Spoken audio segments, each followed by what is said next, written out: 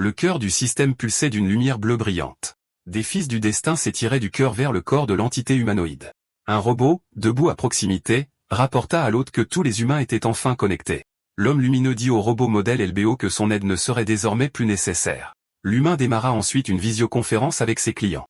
Voyant que le résultat était à la hauteur des attentes, l'un des bailleurs de fonds du projet déclara joyeusement que le jour où il deviendrait roi était presque arrivé. D'autres investisseurs exprimèrent aussi leur admiration jusqu'à ce que l'un d'eux demande au créateur d'aller droit au but. Après avoir écouté les réponses admiratives, l'homme lumineux dit que lui aussi, comme eux, attendait ce jour depuis très longtemps. Un cristal magique rempli d'une lumière orange brillante apparut dans ses mains. Le créateur dit que le temps d'un nouveau monde était enfin arrivé. Le monde entier au sein du système trembla soudainement, et des arbres d'une hauteur jamais vue auparavant commencèrent à pousser du sol. Les bâtiments de la ville ne purent résister aux secousses et s'effondrèrent progressivement, transformant les villes en un désert de béton sans vie. De plus, des milliers d'énormes rats sortirent et attaquèrent les gens en grande meute. Finalement, le corps de chaque personne dans le monde fut rempli d'une puissance sans précédent. Mais même les nouvelles capacités ne purent aider chaque personne à se défendre. Tout comme aux temps oubliés, les faibles durent de nouveau compter sur les forts. Au cœur même de cet enfer se trouvait un garçon rentrant de l'école à cet instant. Devant lui, ainsi que le reste des gens, un avis d'éveil en tant que guerrier de rang F apparut en un instant.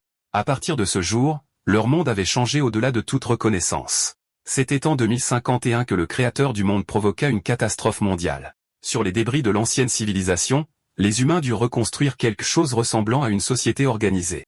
3 ans s'étaient écoulés depuis. Dans la zone forestière du Nord, un groupe de plusieurs guerriers tuait une meute de loups qui s'était trop approchée des maisons. Un gars avec un bouclier nommé Zouzou bloqua l'une des bêtes et la jeta de côté. Le loup vola dans les airs, et un jeune homme nommé Luo Wei vit cela. Courant plus près, il sauta et brandit son épée au-dessus de sa tête. De toutes ses forces, le jeune combattant plongea la lame dans le ventre de la bête, clouant la victime au sol. Le loup fut tué, mais le système lui notifia que la récompense ne pouvait être reçue à cause de l'effet de corps brisé. Zouzou, un guerrier de rang E7, fit signe à son ami et l'appela. Il tapa dans la main de Wei et dit que son dernier lancer était excellent. Le gars répondit que sans le soutien de Zou, il n'aurait probablement pas réussi. Tout ce sur quoi Wei pouvait compter était sa technique de combat. Tout cela parce que son rang n'avait toujours pas augmenté, les statistiques du gars étaient extrêmement basses précisément à cause de la caractéristique de corps brisé qui l'empêchait de gagner de l'expérience en tuant des ennemis. Même s'il n'avait toujours pas augmenté son niveau en ces 3 ans, Wei n'allait pas abandonner. Il croyait que même sans un niveau élevé, le travail acharné l'aiderait à survivre dans le nouveau monde. À ce moment, Zou lança 2 éclats rouges à son ami. C'étaient des cristaux magiques de base. Le gars fut surpris de mériter 2 d'un coup. Zhao lui rappela qu'ils étaient en fait amis, donc ils devraient avoir la moitié du butin chacun. Wei serra les cristaux dans sa main et remercia son partenaire. Ces éclats magiques apparurent lorsqu'un nouveau monde émergea, et toutes les sources d'énergie de l'humanité furent détruites. Ces cristaux devinrent une nouvelle source d'énergie pour les humains. Grâce à eux, un grand nombre d'appareils quotidiens sont alimentés. En raison de l'énorme demande et de la difficulté d'extraire les cristaux, il y eut une pénurie d'approvisionnement sur le marché. De plus, les éclats magiques commencèrent à remplacer l'argent. Ils pouvaient être utilisés pour payer des services et acheter diverses choses. Wei pensa qu'en plus de ses dépenses quotidiennes, il devait encore acheter le vin de son grand-père et commander des snacks pour sa sœur. De plus, la date limite du loyer approchait. Il manquait désespérément d'argent. Il devait obtenir au moins 20 cristaux de plus quelque part. À ce moment, Zou montra à son ami ce garçon étrange qui faisait encore une fois quelque chose de stupide. Wei vit qu'un archer essayait d'attirer l'attention d'une grande fille en la harcelant de questions sur une relation. Le gars nommé Makiao affirma que la fille faisait une erreur en ne voulant pas sortir avec le meilleur archer de l'escouade. Une jeune femme nommée Ling Xiang, la chef de l'équipe météore qu'elle avait créée, pensa à contre-cœur qu'elle avait engagé ce gars pour rien. De plus, son arme avait malheureusement mal fonctionné lors de la dernière bataille. Elle devait trouver un mécanicien dès que possible. En regardant autour d'elle, Xiang vit l'un des juniors qui s'était déjà occupé de la réparation. La fille se tourna vers Wei, lui demandant d'inspecter son arme car elle ne pouvait pas emmener toute l'équipe en ville pour une seule panne. Le gars accepta puis commença à inspecter le bâton magique. Il emportait toujours un kit de réparation avec lui pour de tels cas. Comme prévu, l'appareil avait cessé de fonctionner à cause d'un fil cassé. En y jetant un coup d'œil, Kuyao dit qu'il ne croyait pas qu'un gamin serait capable de réparer cet appareil. Il promit qu'il achèterait une nouvelle arme pour Sheng quand il gagnerait de l'argent. En disant cela, il ne fit que provoquer le rire des autres membres du groupe. La femme n'en put plus et cria que Ma Xiao devait patrouiller la zone comme elle le lui avait ordonné plus tôt. Juste après qu'elle eut dit cela, Wei se leva et dit qu'il avait terminé les réparations. Il tendit le bâton à la fille et lui demanda de le tester. Après avoir activé l'arme, elle dit que la réaction élémentaire semblait normale. Voyant Ma Xiao fixer Wei avec colère, Ling Xiang lui répéta son ordre. Le garçon en colère s'est retourné et s'en est allé. Il était sûr qu'il allait encore montrer à ce gamin qui était le plus fort des deux. Xiang a souligné qu'il était très bon d'avoir un ingénieur compétent dans l'équipe. En réponse, le gamin a dit qu'il n'y avait qu'un petit problème facile à résoudre. Lin Xiang avait 3 ans de plus que Wei Yi. Ils se sont rencontrés pendant un cours de mécanique avant le grand éveil. Après que le monde a changé pour toujours, Lin Xiang a utilisé ses compétences en leadership et a formé une équipe appelée Météor. La fille a regardé le garçon pensivement et a dit que depuis leur première rencontre, une chose la rendait curieuse. Zhang a montré l'amulette autour du cou de Wei Yi et a demandé pourquoi il portait ça. Zhu a répondu à la place de Wei Yi. Il a expliqué que ce porte-clés protecteur avait été créé par un robot compagnon assemblé par un gars. Enfant, Wei Yi avait très peur du noir, et le robot a fait cette amulette, disant qu'avec elle, l'enfant ne serait pas menacé. Le garçon a dit qu'il portait maintenant ce porte-clés pour se souvenir du passé. Après la mort de ses parents, ce robot lui a donné un moyen de ne pas se sentir seul. Mais à un moment donné, le créateur a tout détruit, et les robots n'ont pas fait exception. Sheng a posé sa main sur l'épaule du garçon et a dit qu'elle comprenait exactement ce qu'il ressentait. La fille a dit qu'ils avaient déjà perdu l'intelligence artificielle il y a 6 ans. Il y a 3 ans, ils avaient aussi perdu le monde lui-même. Mais ils ne devraient pas se décourager car ils ont une nouvelle voix. Wei Yi a entendu la notification et a regardé l'horloge. Il ne restait plus beaucoup de temps pour collecter les cristaux magiques. Pendant tout ce temps, Ma Xiao les avait discrètement observés, nerveux que leur conversation ait duré si longtemps. Les autres membres de l'équipe étaient nerveux car le garçon ne suivait pas l'ordre qui lui avait été donné. En réponse, il a crié que seule la force décidait de tout dans ce monde, et que Wei Yi n'était pas digne de la main de Shang. Se retournant, il a frappé un rocher hystériquement et a crié que lorsqu'il serait riche, tous ceux qui s'étaient moqués de lui pleureraient. Kuyao s'est arrêté et a vu que la pierre avait volé de côté derrière des buissons. En y allant, il a vu quelque chose qui ressemblait à un portail lumineux. Après que les autres l'aient remarqué, un membre de l'équipe a rapidement couru vers le commandant et a signalé qu'ils avaient réussi à trouver les ruines. Étonnamment, Lin Xiang ne croyait pas qu'il parlait de ces ruines. Néanmoins, après avoir réuni tous les compagnons, la fille est allée avec eux au portail. Zhu a dit qu'il n'avait jamais cru que de tels endroits existaient. Ma Qiao a ri bruyamment et a dit que c'était lui qui avait trouvé les ruines. Après avoir examiné le portail, Zhang a dit qu'il y avait des rumeurs selon lesquelles la récompense était plus élevée dans ces ruines, mais que les risques étaient également inconnus. Se tournant vers les combattants, la fille a dit qu'ils devaient voter pour entrer dans ces ruines. 4 des combattants ont répondu qu'ils devaient absolument explorer cet endroit avant que quelqu'un d'autre ne le fasse à leur place. Les 4 autres membres de l'équipe ont refusé d'entrer dans le portail inconnu sans calculer tous les risques. Ainsi, le vote décisif fut laissé à Wei Yi. Le gars a réalisé que chasser en surface ne lui donnerait pas les 20 cristaux dont il avait besoin. Sans hésiter longtemps, Wei Yi a voté pour entrer dans les ruines afin de les explorer. Dès l'entrée, l'équipe s'est retrouvée dans un long couloir sombre. Les combattants devant eux, armés de boucliers, éclairaient le chemin avec des lampes de fortune. Sung a remarqué que cette structure semblait très ancienne comme si elle avait été scellée il y a de nombreuses années. Soudain, Joe s'est retourné et a dit qu'il pouvait voir une inscription plus loin. S'approchant, le gars s'est consacré aux lettres étranges, mais comme prévu, il ne pouvait rien lire. Wei Yi a dit que l'inscription indiquait qu'il y avait un piège devant, et qu'il valait mieux ne pas y aller. Zhu a regardé son ami avec surprise et a demandé comment il connaissait cette langue. Le garçon a pointé du doigt la légende en bas, écrite dans leur langue, et a dit qu'il n'avait lu que cela. Beaucoup dans la troupe ont immédiatement commencé à chuchoter. Apparemment, quelqu'un était déjà passé par là. Machio s'est alors exclamé qu'il n'avait pas travaillé si dur pour faire demi-tour et partir alors qu'il était à un pas du trésor. Faisant quelques pas plus loin dans le couloir, le gamin a dit que cette inscription devait avoir été laissée par quelqu'un qui ne voulait pas qu'ils accèdent aux richesses inouïes. Soudain, le pied du gamin a marché sur une plaque de pression camouflée dans le sol. Un grincement étrange d'engrenage métallique s'est fait entendre dans tout le couloir. Xiang a vu que les murs commençaient à changer de forme et a demandé ce qui s'était passé. Zhao a réalisé que ce fou de Kuyao avait marché sur un capteur qui activait une sorte de piège. Soudain, le sol a également commencé à changer de géométrie, créant une nouvelle structure unique. À un moment donné, un gouffre s'est formé sous les pieds de Wei Yi, il, incapable de se retenir, est tombé. Au tout dernier moment, le gars a réussi à planter son épée dans une crevasse dans les rochers et à se retenir. Zhu a vu son ami suspendu au-dessus de l'abîme et a demandé s'il avait besoin d'aide. Ne voulant pas impliquer son compagnon, Wei Yi a crié qu'il essaierait de s'en sortir seul. À ce moment-là, 2 autres membres de l'équipe ont attrapé le bras du gars et l'ont tiré vers le haut. Une fois sur la plateforme, le garçon a finalement pu faire une pause et regarder autour de lui. La structure du donjon continuait de changer. En regardant autour de lui, il a vu que les plateformes sur lesquelles il se trouvait commençaient à se retourner. Shang a réalisé qu'il n'avait pas beaucoup de temps et leur a ordonné d'activer le signal de détresse. Wei Yi a regardé avec effroi les blocs suspendus dans l'air. On aurait dit qu'ils allaient tomber. L'instant d'après, la plateforme s'est brusquement retournée, projetant Wei Yi et 3 autres aventuriers hors de celle-ci. Tous les 4 sont tombés dans l'abîme sombre en criant à bout de souffle. Peu après, Wei se réveilla. Il en vint à la conclusion que le donjon avait séparé leur équipe. En essayant de se lever, le garçon toucha accidentellement des débris avec son pied. Ramassant un grand cristal, il réalisa que ce fragment ne lui appartenait pas, car la structure de ce cristal était beaucoup plus pure. Wei leva alors la tête et décida de regarder autour de lui. Sous le plafond et sur les murs de la grotte inconnue, le garçon vit des centaines de cristaux magiques brillants.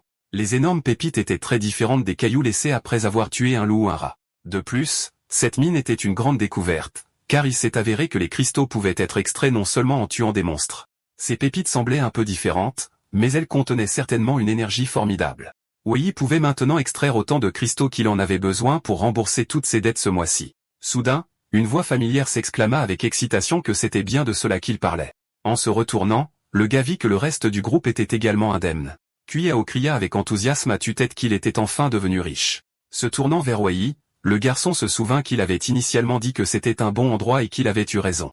Les deux autres aventuriers promirent qu'à partir de maintenant, ils feraient toujours confiance à Kuyao. Après avoir regardé autour de lui, Wei décida qu'il devait se dépêcher et ramasser autant de cristaux que possible. Il tendit la main vers l'une des pépites quand Kuyao dit qu'il n'avait encore permis à personne de toucher son butin. Wei se retourna et dit qu'il n'avait pas besoin de tout ce territoire. Un Kuyao exaspéré s'approcha de son partenaire et dit que ce n'était pas du tout la question. Le tyran tenta immédiatement de frapper son adversaire, criant qu'il ne céderait pas un seul cristal à quiconque. Mais à sa surprise, Wei se révéla plus agile qu'il ne le pensait. Le gars esquiva habilement le coup, disant qu'il avait juste besoin de payer pour ce mois-ci et n'avait aucune revendication sur le reste du butin.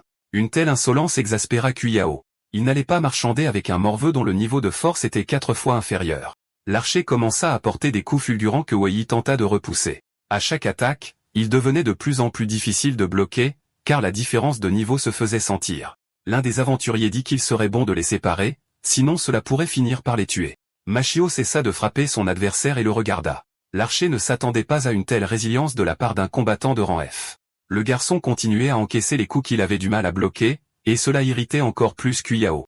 L'un des aventuriers conseilla à Kuyao d'arrêter de gaspiller son énergie et de se concentrer plutôt sur la collecte de cristaux. Le tyran fut d'accord et décida qu'il s'occuperait du garçon un peu plus tard. Kuyao dit que le garçon ferait mieux de ne pas toucher ces cristaux avec ses mains sales. À ce moment-là, Wei pouvait à peine tenir debout. Les coups qu'il avait reçus rendaient son corps insupportablement douloureux. Comme prévu, l'écart de rang pouvait être réduit par une technique parfaite. Cependant, il y avait toujours un fossé entre le rang D et le rang F. Les aventuriers commencèrent à obtenir avidement des pépites. Kuyao, qui se tenait à l'écart à ce moment-là, indiqua avec ses doigts qu'il surveillait Wei. Le gars pensa que non seulement il était incapable de contacter les restes du groupe, mais qu'il était aussi incapable de rembourser sa dette avec des cristaux. Sortant un bandage, Wei banderola ses mains blessées. Il se demanda comment exactement ces pépites s'étaient formées. Les gens avaient déjà deviné que les cristaux qui se trouvaient à l'intérieur de diverses créatures les nourrissaient de leur énergie. Peut-être que ces pépites se nourrissaient aussi de quelque chose, et il ne l'avait pas encore deviné. Wei décida d'aller plus loin à l'intérieur de la grotte pour jeter un œil. Ce qu'il vit au premier coin de la pièce étonna le gars. Une grande pièce s'ouvrit à sa vue avec une structure monolithique protégée par une barrière au centre. L'appareil inconnu entouré d'une défense énergétique contenait un énorme cristal de taille humaine. Wei détermina que la protection était similaire à la barrière de paralysie qu'il connaissait déjà. Normalement, une telle barrière pouvait arrêter une énorme bête en l'étourdissant ou même en la tuant, mais le gars n'avait toujours pas trouvé la réponse à ce qu'était ce cristal. Il n'avait aucune idée non plus de qui avait pu construire cette chambre forte. Soudain, le gars remarqua que l'amulette autour de son cou commençait à briller. Il examina le pendentif avec surprise. Wei n'avait rien vu de tel depuis l'effondrement de l'intelligence artificielle. Soudain, le garçon devina ce qui se passait ici. Il réalisa que si sa supposition était juste, alors tout prenait sens. Au même instant, le bruit de cristaux tombant au sol se fit entendre par derrière. Le Wei surpris se retourna brusquement en direction du son. Il vit Kuyao devant lui qui regardait le cristal massif avec surprise. Pointant du doigt l'énorme pépite, le gars demanda aux aventuriers s'il n'était pas le seul à voir ça. Kuyao s'exclama que le marché n'avait jamais vu de cristaux aussi géants auparavant, et que cette pépite valait sûrement des centaines de millions. Avançant, il écarta Wei, lui rappelant qu'il ne possédait rien ici. Le gars fut surpris que ce schnappant apparaisse à chaque fois qu'il était question de cristaux magiques. À ce moment-là, un cri perçant se fit entendre des trous brillamment lumineux dans le plafond. Tous les 4 se retournèrent brusquement en direction du son inattendu. Le cri retentissant fut suivi par le grattement des griffes de quelqu'un. Des bêtes appelées oiseaux couronnes commencèrent à émerger des trous du plafond. Leurs ailes puissantes leur permettaient de prendre de la vitesse, et leurs longs becs acérés étaient leurs armes principales. Les oiseaux commencèrent à tournoyer au-dessus de la barrière comme pour la protéger des étrangers. Les aventuriers se sont cachés derrière un rebord de pierre, observant la volée de monstres avec surprise. On savait bien que ces créatures causaient de gros problèmes même aux membres de Randé. Pendant ce temps, Wei remarqua que son pendentif avait cessé de briller une fois de plus. C'était probablement dû au fait qu'il s'était éloigné de cette plateforme. Cela prouva une fois de plus que la lueur de l'amulette n'était pas aléatoire. Wei était maintenant certain que cette lueur avait un lien avec cette plateforme, et la réponse était là. Le gars avait un plan pour que ses compagnons l'aident à s'y faufiler. Pendant ce temps, Kuyao regardait avec colère les créatures volantes qui ne le laissaient pas approcher de l'énorme cristal. Les compagnons suggérèrent au gars d'abandonner l'idée, car il y avait trop d'oiseaux. En réponse, Kuyao cria avec colère qu'il n'allait pas abandonner alors qu'il était à un pas de devenir millionnaire. Soudain, Wei dit qu'il pouvait essayer d'y arriver. Mais le gars dit qu'il aurait besoin de l'aide de ses partenaires, et qu'il devait promettre de l'écouter. Après s'être mis d'accord sur un plan d'action, le protagoniste se précipita vers le cristal. Il demanda à ses partenaires d'économiser leur pouvoir élémentaire et de n'attaquer que les oiseaux qui le menaçaient. Kuyao était très mécontent qu'un gamin de rang F lui dise quoi faire, mais il n'y avait vraiment pas d'autre option, et ça valait le coup d'essayer. En élaborant un plan, Wei savait que Chiao, obsédé par le cristal, le protégerait jusqu'au bout. Un des aventuriers tira un rayon magique de sa lance, effrayant les monstres qui approchaient de Wei. Réalisant que les oiseaux commençaient peu à peu à reprendre leurs esprits, le gars décida d'accélérer. Quelques secondes plus tard, il atteignit les escaliers menant à la barrière. Certains oiseaux attaquèrent les aventuriers laissés derrière. Il y avait trop de monstres, et les gars arrivaient à peine à les gérer. Kuyao ordonna à ses partenaires de tenir la ligne. Il expliqua que lorsqu'Wei abandonnerait le cristal, il le laisserait ici pour qu'il ne parle pas de cet endroit aux autres. Fadi demanda comment ils expliqueraient avoir laissé leur partenaire seul dans la grotte. Son partenaire lui rappela que des accidents se produisaient souvent dans de tels endroits. Wei, pendant ce temps, continua de monter rapidement les escaliers. Son amulette brillait de nouveau à cet instant. À cet instant, l'un des oiseaux attaqua le gars par le haut. Wei ralentit et se protégea du coup d'épée en appliquant un blocage. Le monstre bloqua le passage, l'empêchant de monter plus loin les escaliers. Le coup était très fort, et le gars n'a bloqué qu'une partie des dégâts. Quelques secondes plus tard, l'oiseau bondit de nouveau sur le protagoniste. Le gars demanda à ses partenaires de l'aider d'urgence, mais l'homme gros cria à ce moment-là que leur sort était trop lent. Makiao, qui vit cela, tendit sa corde d'arc, agacé de devoir une fois de plus sauver le garçon du danger. Tirant plusieurs flèches simultanément, il écarta tous les oiseaux du chemin, après quoi Wei courut de nouveau vers le haut. Une des bêtes tomba derrière son dos avec un bruit de roulement. Le gars activa sa capacité de hâte, augmentant considérablement sa vitesse. Finalement, Wei atteignit la surface de la plateforme, voyant le cristal juste devant lui. Accélérant de nouveau, le gars franchit la barrière, subissant de nombreux dégâts sous forme de paralysie. L'homme gros dit avec surprise que ce garçon avait finalement réussi. Soudain, une notification système apparut à côté de l'amulette pour commencer à lire les enregistrements stockés. Dès que la lecture fut terminée, le système commença à charger l'environnement. Le gars regarda les pixels bleus vifs avec un sourire. Réalisant qu'il avait maintenant pris la bonne décision, le système notifia que la mémoire était chargée avec succès, et un robot apparut juste devant le protagoniste. Wei trembla de tout son corps, contenant à peine ses émotions. Le gars réalisa que son amulette contenait en fait toutes les informations sur son robot nommé Lambao. Soudain, une silhouette rouge vive d'un démon effrayant apparut juste devant Wei. Le robot tendit alors ses mains devant lui et dit qu'il ne pouvait pas permettre à l'entité de nuire aux humains. Le monstre rugit et cria qu'un jour il se libérerait et massacrerait tous les humains. Le protagoniste, incapable de bouger de son siège, regarda avec effroi ce qui se passait. Le démon dit que maintenant il déciderait si la vitesse ou la force allait l'emporter. Après cela, il frappa le sol de son poing de toutes ses forces. Lambao fut projeté en arrière par l'onde de choc, et Wei tendit les mains pour rattraper son robot. Mais le modèle du robot s'avéra être non physique, quelque chose que le gars avait complètement oublié. Cet appareil n'avait fait que télécharger la mémoire de Lambao mais ne l'avait pas recréé. Le robot resta debout, et il semblait que l'attaque n'avait fait que peu de dégâts. Lambao tendit son bras en avant en utilisant sa capacité de désassemblage. Ce faisant, il transforma l'énergie venant du démon en des amas de poussière lumineux. Wei réalisa que c'était ainsi que se formaient les cristaux magiques qui remplissaient ce monde. Lambao dit qu'il ne pouvait pas gagner cette bataille, mais qu'il était temps son pouvoir d'isoler le démon des humains. Avec un second sort, le robot créa un dispositif de conversion d'énergie magique dans lequel il emprisonna le démon. Après avoir allumé l'appareil, le corps de la créature commença progressivement à se cristalliser. Le monstre cria qu'un jour il sortirait d'ici et détruirait tous les robots et tous les humains. Bientôt, son corps prit finalement la forme d'un grand cristal. Il s'avère que ce qu'il pensait être juste une grosse pépite était en fait le lieu d'emprisonnement d'une créature extrêmement dangereuse. Ainsi, Wei eut un nouveau problème, plus effrayant. En se retournant, il vit que son robot était couvert de fissures. Apparemment, la force des capacités était trop importante pour un tel corps. Wei cria à Lambao de ne pas bouger inutilement, oubliant encore une fois qu'il s'agissait d'un souvenir. Soudain, Lambao a dit qu'il devait attendre que son maître lui révèle la vérité sur le créateur et les robots. Soudain, le robot a regardé Wei droit dans les yeux et a dit qu'il devait attendre encore un peu. Suite à cela, l'enregistrement de la mémoire a été coupé et les pixels du système se sont dissous dans l'espace. Le système a signalé des dommages externes l'obligeant à quitter de force le mode de visualisation de la mémoire. Pendant ce temps, les aventuriers qui combattaient dehors ne comprenaient pas pourquoi ce gamin n'était pas encore rentré. L'un des gars a fait remarquer que rien n'aurait pu arriver à Wei puisque les monstres ne pouvaient pas pénétrer la barrière. Un autre gars a suggéré que de cette façon, le gamin traînait pour que les monstres les submergent, et qu'il prendrait tous les cristaux pour lui. Machio a murmuré qu'il ne laisserait pas ça arriver. Visant avec son arc, il a crié qu'il s'assurerait que Wei ne revienne pas vivant d'ici. Makuyao a décoché une flèche qui a volé directement vers la tête du protagoniste. La flèche, heureusement pour Wei, est passée à quelques millimètres de sa tête. La flèche a volé et s'est plantée dans la machine responsable de la création de la barrière protectrice. Le gros a demandé à son partenaire, surpris, pourquoi il avait tiré sur l'équipement lui-même. Machio a dit que sinon, il n'y avait aucun moyen d'y arriver, et qu'ils auraient encore le temps de tuer ce perdant. Une fois les effets de la flèche dissipés, le gros homme a crié que la machine ne semblait plus stable.